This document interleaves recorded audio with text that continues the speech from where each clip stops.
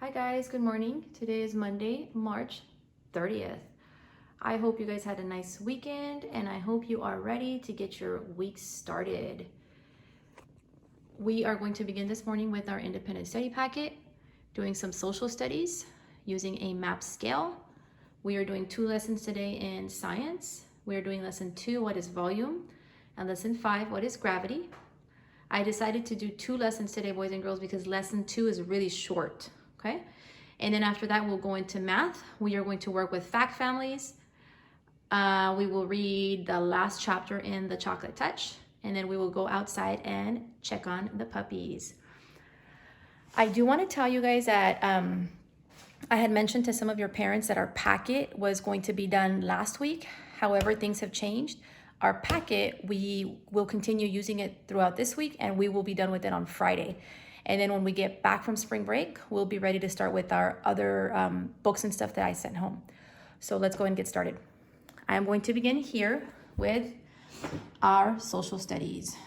We are starting with this one, using map scale to ask and answer questions. Go ahead and put the date on there, March 30th, 2020, and follow along with me.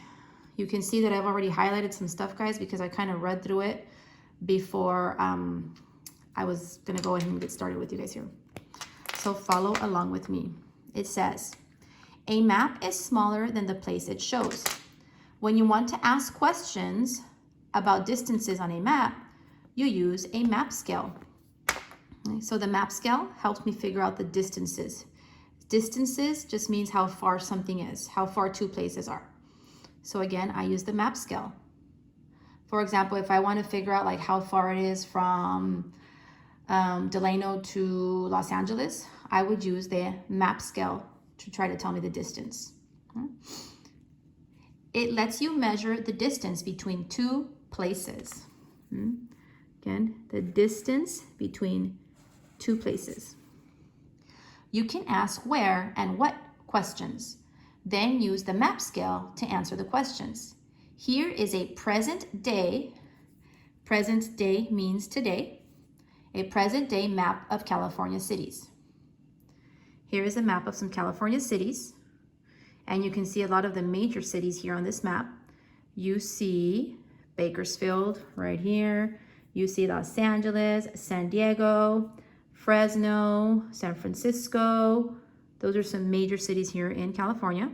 And here is your map scale. There it is. And we're going to talk about how to use it, all right? First thing here, it says, put a ruler under the scale.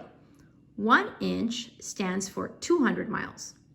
The green part at the top of the scale stands for 100 miles. I don't have a ruler, guys, and I'm not sure if you guys have a ruler either, but you can still do this, and I'm going to do it using this piece of paper right here. All I did was I got a regular white piece of paper, and if you don't have a white one, you can use any piece of paper. I folded mine in half, and what I did here was I took my paper, and the very edge of my paper, okay, I lined it up, and I just drew the scale right here. There's a 0, right there. From 0 to this right here is 200 miles, and that's exactly what I marked there. And then this is the halfway mark, the halfway point, so that is 100 miles. Now let's try to figure out how to use this scale. It says, put a strip of paper under the dot by San Francisco to under the dot by Redding.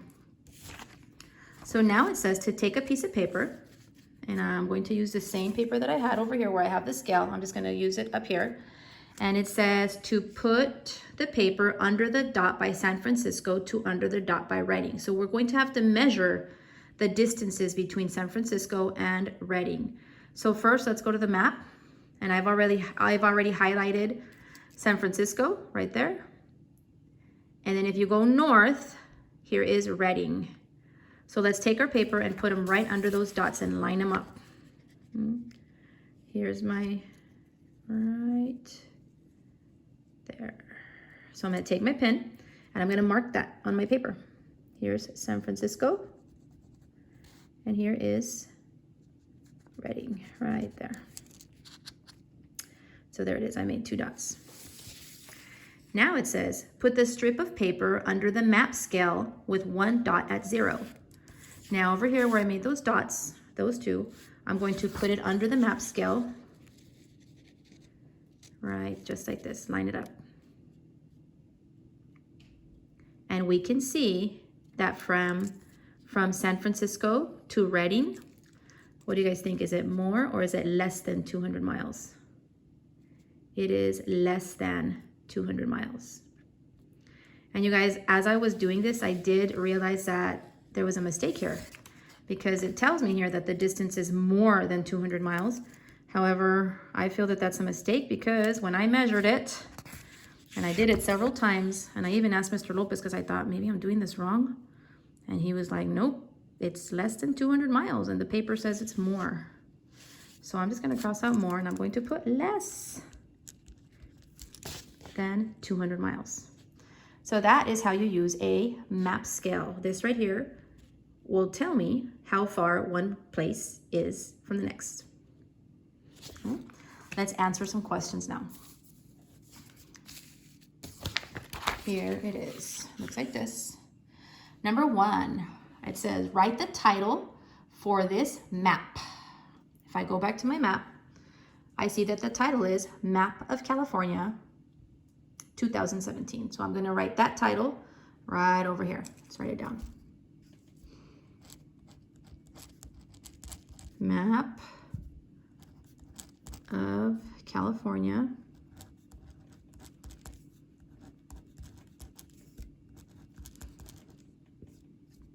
comma 17. There it is. Underline on the map the date.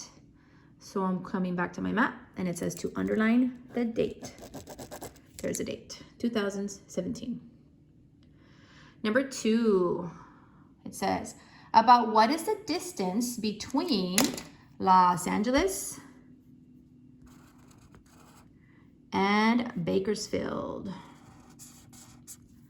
Measure and write it. For that, I'm going to use the paper that I made over here. And we have to see what is the distance between Los Angeles and Bakersfield. So I'm coming to my map.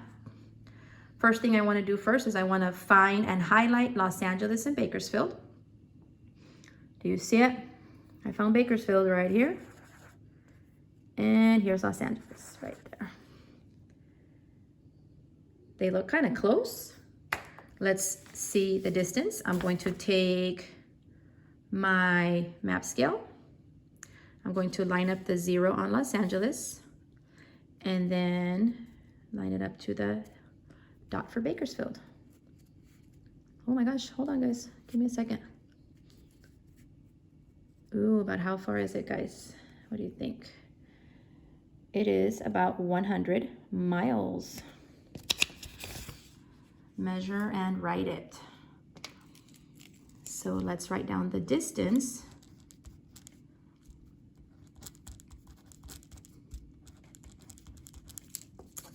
Is 100, and we can't just put 100. We have to write down miles. Miles. There it is. And number 3, it says, ask and answer your own questions about the distance between 2 cities on the map. Write the question first, then measure the distance and write the distance. So you're doing 2 things here, guys. You're asking a question and then you're answering your own question. It says about the distance between 2 cities. So let's go over here. I want you to pick any 2 cities that you would like.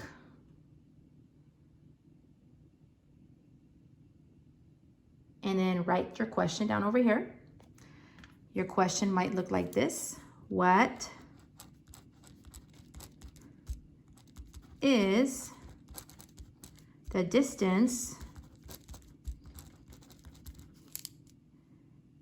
between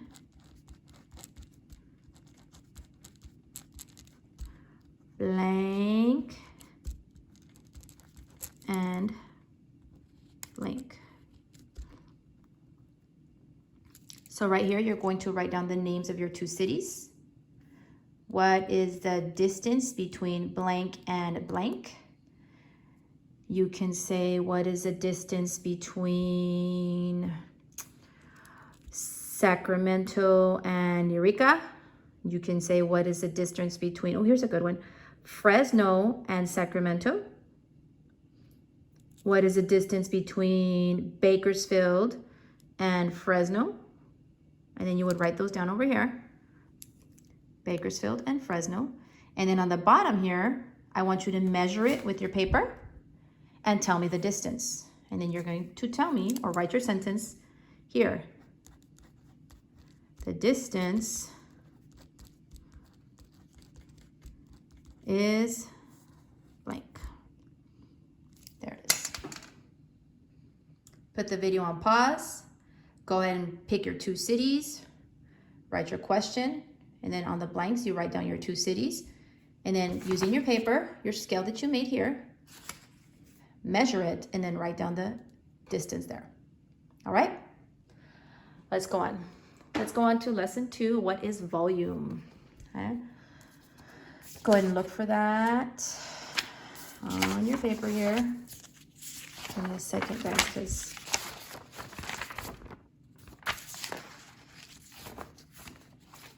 there it is.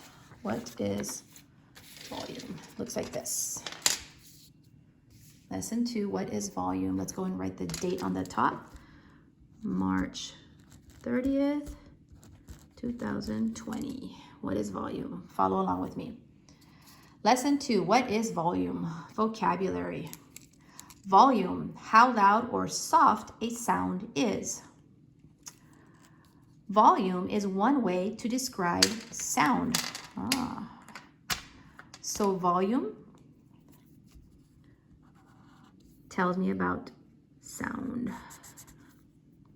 Volume is how loud or soft a sound is. I'm going to highlight that again. Volume, how loud or soft a sound is.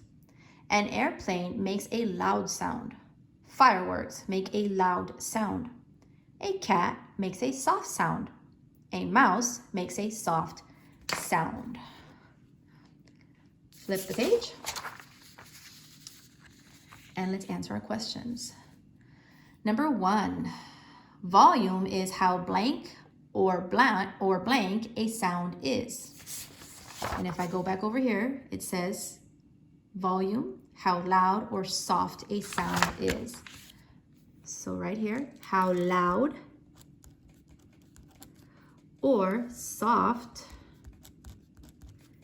a sound is. Number 2, read the list of objects below. Do they make a loud or a soft sound? So this is what I want to try to figure out here. Do they make a loud or a soft sound? Circle the correct answer. A cat. Does a cat make a loud or a soft sound? A cat makes a soft sound. Fireworks. Ooh. Fireworks make a loud sound. An airplane. Definitely a loud sound. A mouse makes a soft sound. Good job, guys. Let's go on to lesson 5. What is gravity? Remember I told you guys that I was doing 2 science lessons because this one was super short, right? And it was. So let's go on to lesson 5. What is gravity? Okay. And here it is. If it takes you some time to flip through the pages, guys, or if you're having trouble, put the video on pause and try to find it. Okay. It looks like this. Lesson 5, what is gravity?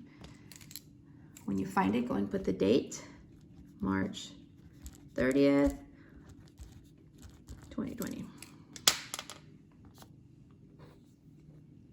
Here we go. Lesson 5, what is gravity? Vocabulary. Gravity, a force that pulls things towards the center of Earth. We've been talking a lot about this right here, forces. Gravity is a force, and that's a force that pulls things toward the center of Earth. It pulls it down. Here we go. Gravity is a force. Gravity pulls things towards the center of Earth. Imagine a baseball in the air. The baseball will not float. Gravity will pull the baseball to the ground. So here it's telling me that gravity pulls things. Gravity is the reason why we are not floating up here on Earth. It pulls us down to the ground. Next paragraph. The weight of an object tells how strong the pull of gravity is on the object. The pull of gravity is stronger on the things that are heavy. Again, the pull of gravity is stronger on the things that are heavy. A car is heavier than a baseball. The pull of gravity is stronger on the car than on the baseball. All right. Let's answer the questions.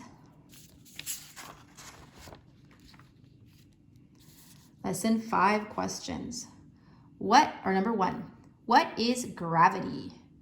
Gravity is what is it, guys? We've been talking about it. Gravity is there it is. It's a force. Force. It pulls things towards the, what does it do? Go back over here. It pulls things towards the center of Earth. Towards the center of Earth. Number 2, which object does gravity pull with more strength? Remember, it talked about objects that are heavier. Okay. What object will it pull with more strength? Circle the object. A baseball or a car? Which one is heavier? Which one will it pull with more strength? A car is definitely heavier than a baseball. So it is a car. Good job, guys. Let's go on. We just did lesson 5. What is gravity? Let's move on to some math. Fact families. And give me some time while I look for that paper. There's that one. There it is. So it looks like this with the triangles. Let's begin up here where it says see and show and write the date down. Put it up here. 2020. There it is. And let's review fact families. It says, the numbers in this addition and subtraction fact family are 18, 5, and 3.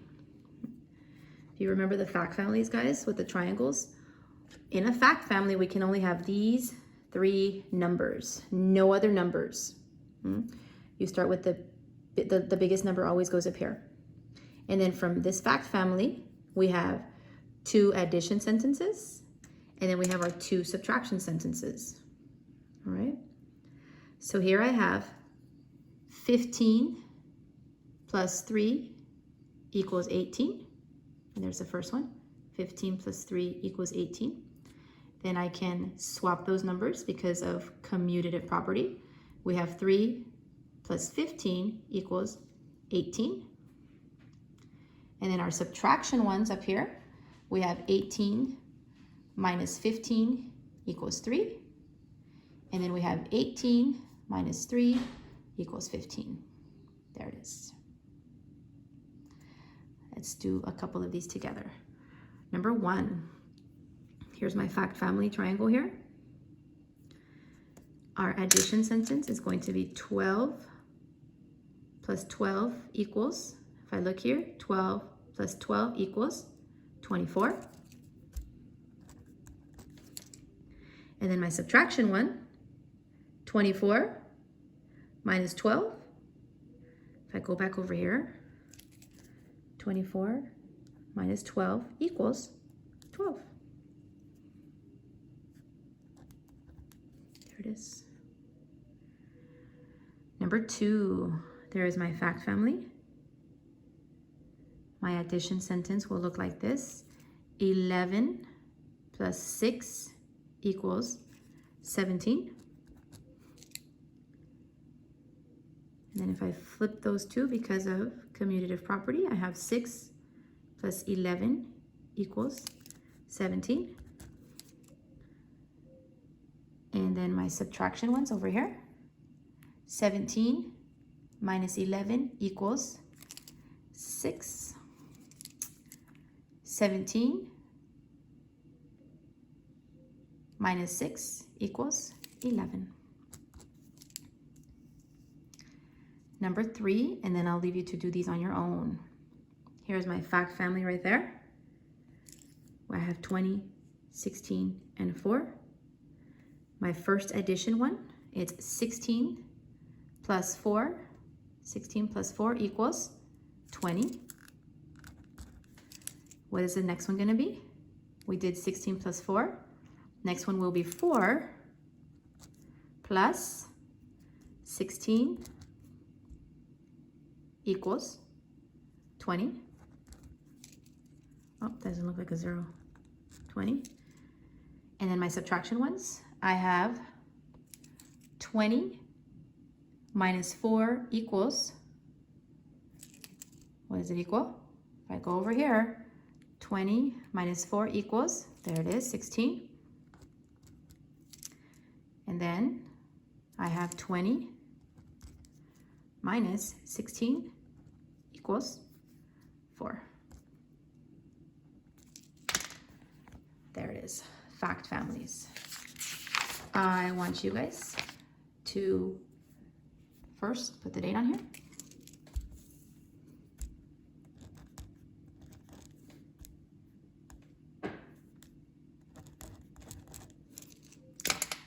Put this video on pause, and I want you to go ahead and do these fact families on your own. All right?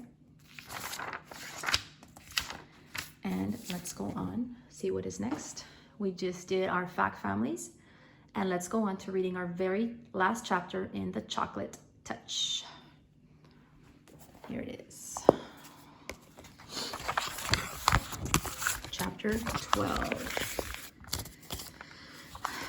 So if you guys can recall the last chapter, John accidentally turned his mother into a statue of chocolate when he gave her a kiss on her cheek. And he found the storekeeper, and he was talking to him, and he was basically begging the storekeeper, telling him, please turn my mom back into real life. So let's see if that happened here in chapter 12. Here we are. Let's go on, or let's continue, I should say. The front door was open, and John rushed into the living room where he had left his mother. She was not there now, but on the chair was a small, wet lace handkerchief. John ran into the dining room, and on the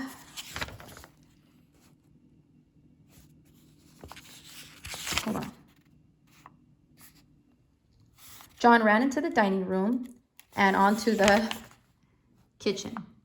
As he came to the kitchen door, he heard the ring of silver against crockery. Then he saw a wonderful sight: his mother arranging the coffee things on a tray. He dashed into the kitchen and flung his arms around his mother's waist, sobbing and laughing with relief and joy. There, there, said Mrs. Midas, stroking his hair from John's forehead. You've had a very disturbing day, dear. But in a few minutes, we're all going to have supper and everything will be fine again. Goodness, I do believe I need some coffee myself. I felt so strange just then in the other room. I really don't know what came over me. The door from the garden opened and Mr. Midas came in. Before we settle down, Mrs. Midas said to John, have a glass of good cold milk. You look so hot. There he is, hugging his mom. And look at his face. He just looks relieved that she's not a chocolate statue anymore. So let's see what's going to happen over here, because she just offered him a cold glass of milk. So they didn't know what had happened to her. Well, John thought, he certainly wouldn't scare them by telling them. He watched gratefully as his mother took a frosty blue jug from the refrigerator and poured from it a glass full of icy, creamy milk. Trembling with nervousness, John tilted the glass against his open mouth. The liquid flowed in and down his throat and remained purely milky, deliciously milky, tasting of nothing but fresh, clean milk. After the first long, wonderful gulps, he suddenly recalled that he had not thanked the storekeeper for saving his mother. "Mother," he said, "may I go out for a minute? I'll be right back." "All right, John," she said, "but supper will be ready in 10 minutes. Don't keep us waiting." John ran briskly down the street until he came to the corner where he always turned right when he was going to Susan's house. There he turned left instead and started along the 2 blocks of unfamiliar street leading to the candy store. Soon he came to the corner where the red brick building had been. But there was no building and no store, and of course, no storekeeper. In the corner lot, there was nothing to be seen but a heap of rusty tin cans and broken bottles surrounding a signboard with new lettering that said, "Sold." The end. So that was our story of the chocolate touch, guys. I hope you guys enjoyed it. Tomorrow, we will have a new story, okay? So the last thing for today, guys, I want to show you guys the puppies.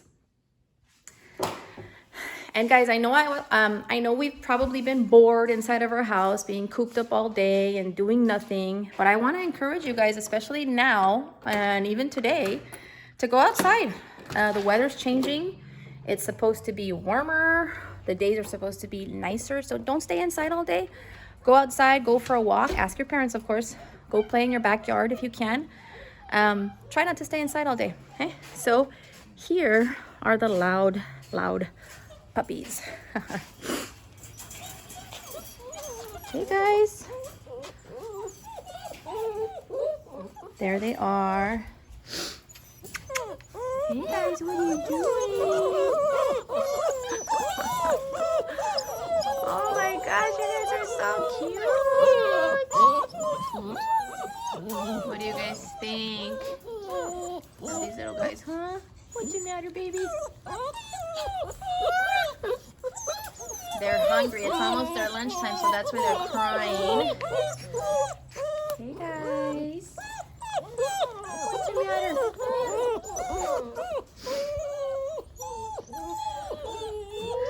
There's the puppies, guys. I hope you guys enjoyed seeing them, and I will see you guys tomorrow. Bye.